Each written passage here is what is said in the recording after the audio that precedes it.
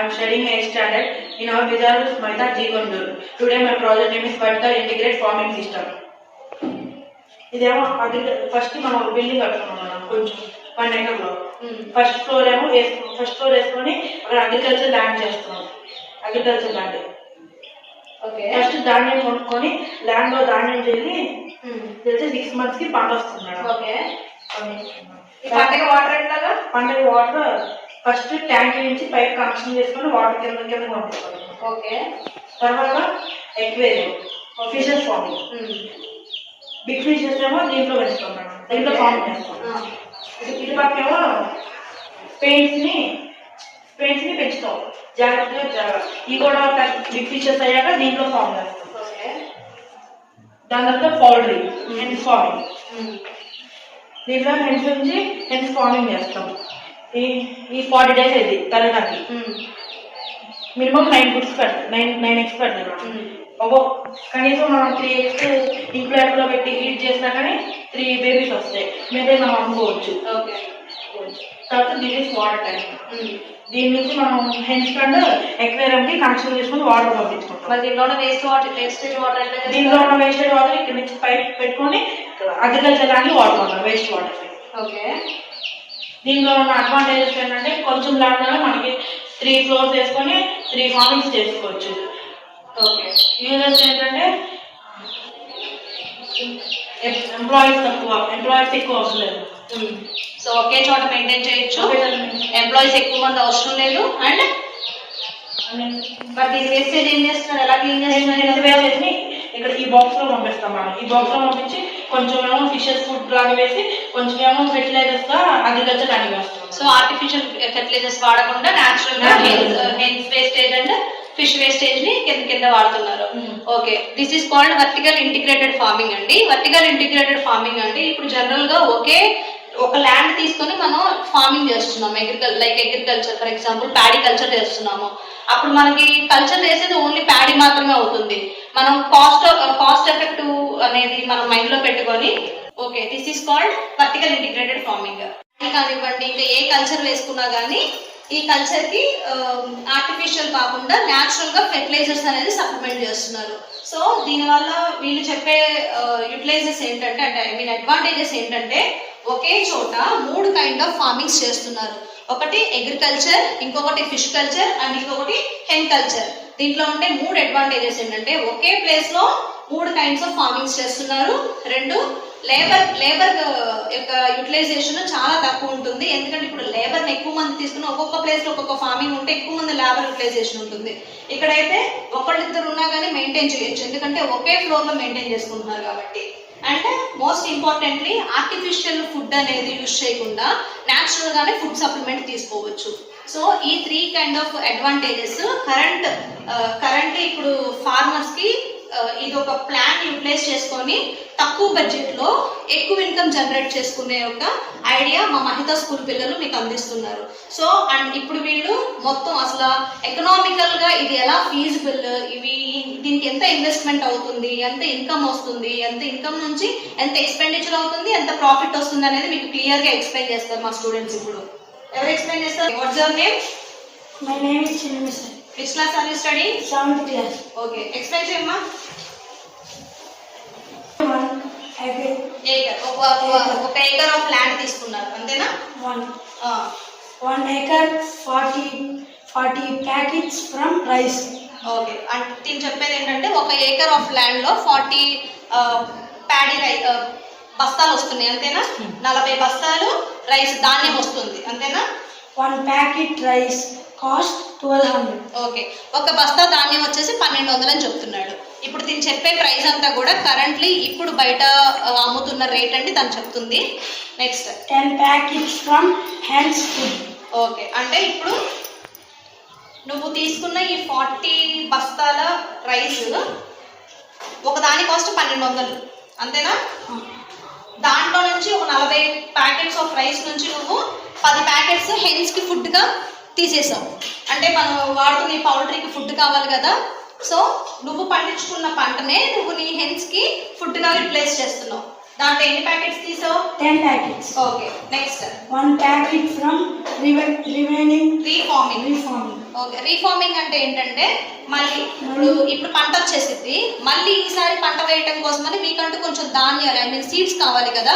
So ఒక packet వచ్చేసి reforming తీసేస్తున్నాం, అంటే out of 40 packets of rice 10 packets ఏమో హెన్స్ కి ఫుడ్ గా వాడారు, అండ్ ఒక ప్యాకెట్ వచ్చేసి మళ్ళీ రీఫార్మింగ్ కానీ ఈ ప్యాడీ కల్చర్ మళ్ళీ రీఫార్మ్ చేయడానికి యూటిలైజ్ చేస్తున్నారు, అంటే 11 ప్యాకెట్స్ పోయినాయి, రైట్? Invest 1200. ఓకే, 1200 ఇన్వెస్ట్ చేసావు నువ్వు. ఎందుకు? సీడ్స్ కోసం, అంటే ఇనిషియల్ ఇన్వెస్ట్మెంట్. ఇనిషియల్గా నువ్వు విత్తనాలు వేయాలి కాబట్టి ఒక ప్యాకెట్ ఆఫ్ రైస్ వచ్చేసి 1200.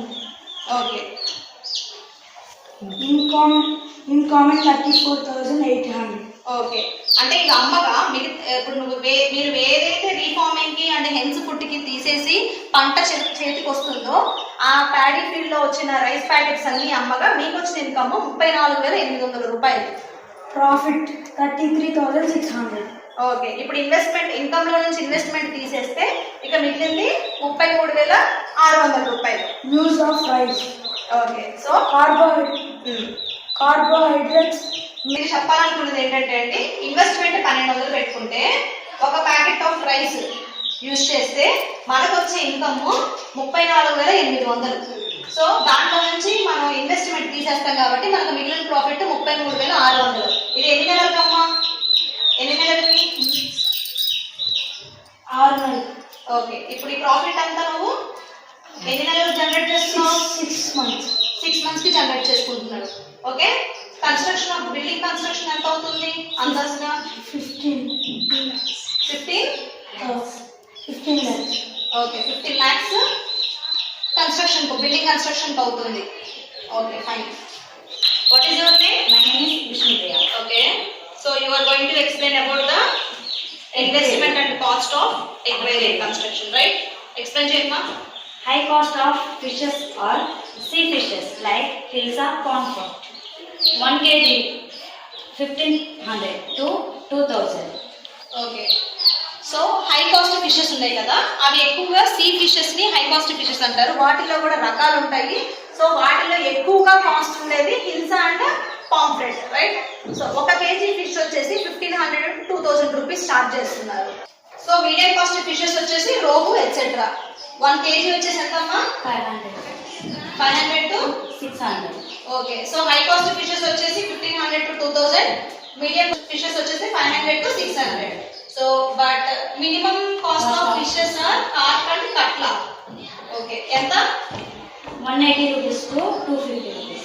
ఓకే, సో మినిమం వచ్చేసి 250 రూపీస్ ఉన్నాయి, మాక్సిమం వచ్చేసి 2,000 రూపీస్ ఉన్నాయి. వాట్ ఎవర్ ఇట్ ఈస్, ఏ టైప్ ఆఫ్ ఫిష్ అయినా కానీ ఈ రేట్ నుంచి ఆ రేట్ వరకు ఉన్నాయి.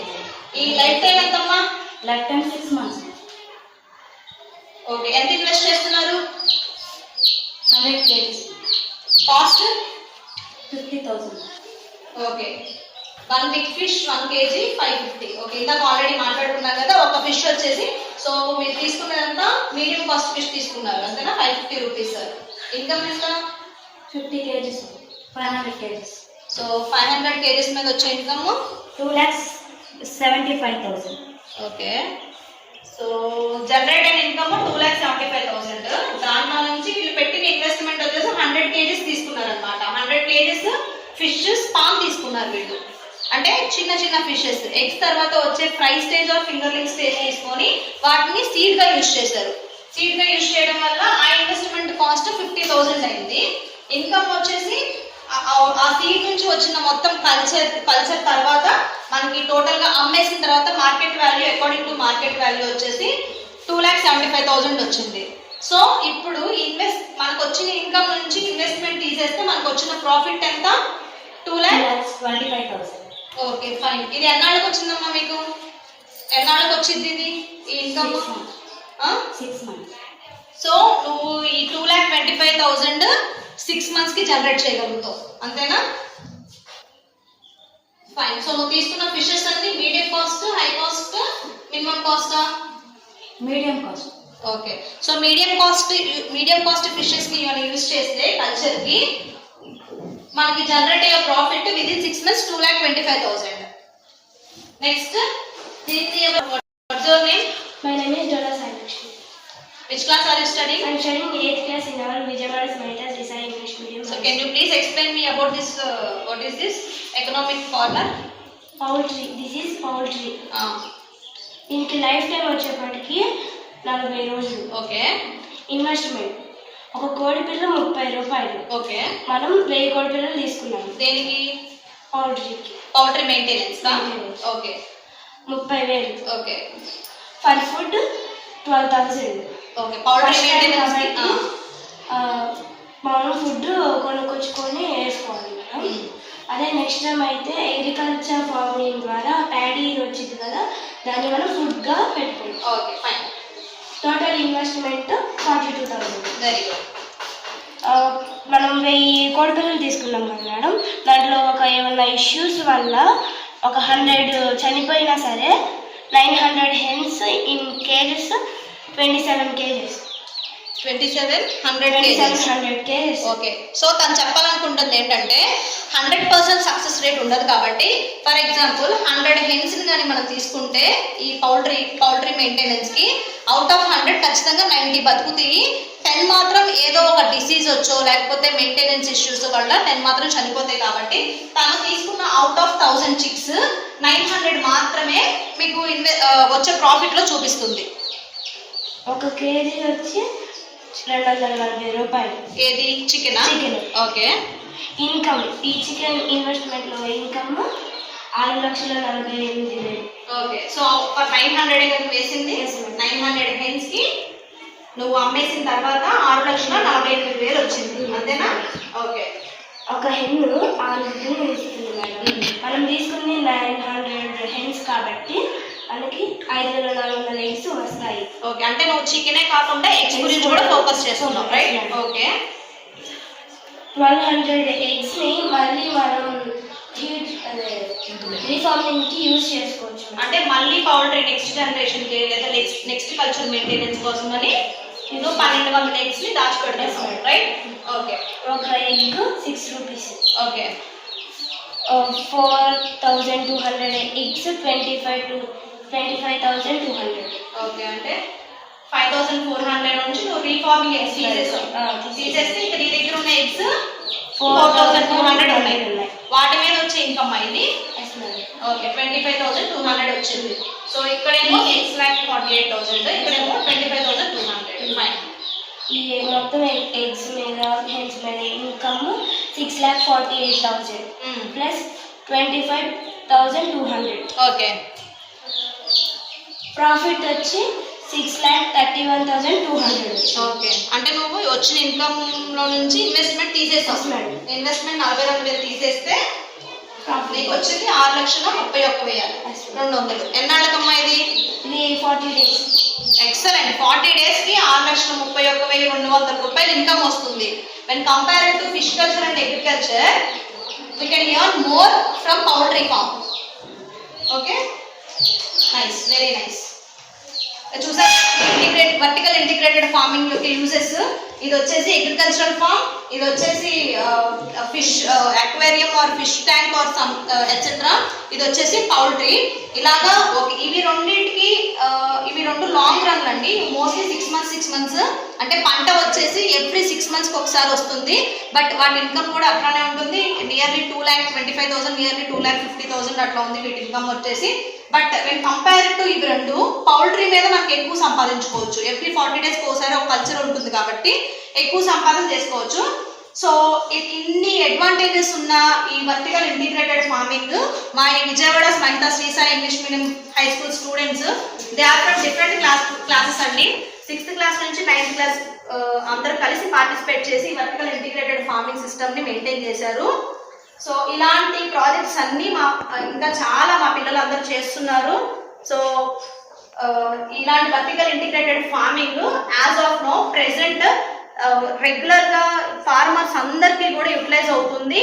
అండ్ దీంట్లో మోస్ట్ ఇంపార్టెంట్ థింగ్ వచ్చేసి, ఇప్పుడు వాటర్ ఎక్కువ హెవీ రెయిన్ఫాల్ పడటం వల్ల రెగ్యులర్ గా నేల మీద ఉండే పంట అయితే కనుక ఖచ్చితంగా ఫ్లడ్స్ వల్ల పంట చేతికి అందట్లా. ఫర్ ఎగ్జాంపుల్ రీసెంట్ గా మా ఏరియాలోనే వర్షాలు ఎక్కువ పడటం వల్ల పత్తి మీద చాలా లాస్ వచ్చింది ఫార్మర్స్ కి. అది రెక్టిఫై చేయడం కోసం ఇది ఒక సొల్యూషన్ అండి. ఇది చూడండి, ఇక్కడ బేస్ ఇలా కట్టారు కదా మా పిల్లలు, ఇలాగైనా మనం ఫ్లోర్స్ వేసుకుంటే ఇది ఒక ఫ్లోర్, గ్రౌండ్ ఫ్లోరే, కాకపోతే కొంచెం ఎత్తు పెట్టుకుంటున్నాం. సో వర్షం నీళ్ళు వచ్చినా కింద నుంచి ఫ్లోట్ అవుతాయి కానీ పైకి వచ్చే ఛాన్సే లేదు. ఇక్కడ మనము ఒక గుంతలాగా పెట్టుకొని ఇలా కానీ అరేంజ్ చేసుకొని అక్కడ మనకు కావాల్సినంత మట్టి కానీ వేసుకొని అక్కడ కానీ పంట పండించుకుంటే డెఫినెట్గా ఈ ఫ్లడ్స్, ఈ పంట పాడైపోవడం అనేది ఖచ్చితంగా ఈ వర్టికల్ ఇంటిగ్రేటెడ్ ఫార్మింగ్ లో జరగనే జరగదు. ఇకపోతే రెగ్యులర్ గా కొంతమందికి వచ్చే డౌట్, మరి ఈ సన్లైట్ ఎలాగమ్మా? ఇక్కడ ఎల్ఈడి లైట్స్ ఏర్పాటు చేసుకుని ఇక్కడ ఒక బ్యాటరీ పెట్టుకుంటే లైట్స్ ఎక్కడ వస్తాయి lights? Okay, very good. So ఇక్కడ మీరు చూస్తే జనరల్ గా అసలు సన్లైట్ గురించి వచ్చే ప్రాబ్లమ్ ఏమి ఉండదు, ఎందుకంటే 4 సైడ్స్ ఓపెన్ ఉంది కాబట్టి. ఇఫ్ ఎట్ ఆల్ ఒకవేళ సన్లైట్ గురించి మనకి ఏమన్నా ప్రాబ్లం ఉన్నా కానీ ఇప్పుడు చాలా మంది ఆర్టిఫిషియల్ ఎల్ఈడి లైట్స్ వాడుతున్నారు సన్లైట్ క్రియేట్ చేయడం కోసం అని, ప్రాపర్ వోల్టేజ్ అవన్నీ మెయింటైన్ చేస్తూ. సో ఆ లైట్ సెటప్ అంతా ఇక్కడ మనం రూఫ్ మీద పెట్టుకోవచ్చు.